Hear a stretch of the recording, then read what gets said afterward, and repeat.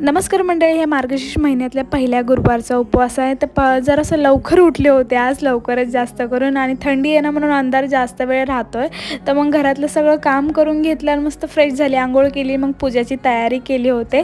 तर नवरोबाने येताना ना पानं आणले होते, क्योंकि 5 झाडांची पानं तर नाही भेटले, पण मग आंब्याच्या पानापासूनच काम केलं. मग ते केलं. त्यानंतर पूजा एकदम व्यवस्थित छानशी केली. त्याने देवी किती सुंदर दिसते ना, आणि पूजा कशी दिसते नक्की कमेंटमध्ये सांगा.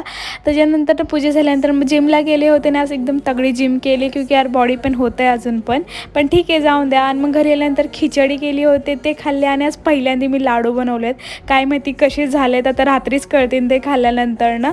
आणि मग रात्रीच्या वेळे ना लाईट गेली होते, मग परत थोड्या वेळानं मग आपली बॅटरी लावली नॉर्मल आणि पूजा केली आणि जेवण फटाफट सगळं बनवून घेतला. आणि रात्री लाडू टेस्ट केला, म्हणजे ओके झालं. तर मला काही आवडलं नाही, पण नवरोबाला आवडला. आता भेटू उद्याच्या व्हिडिओत, बाय.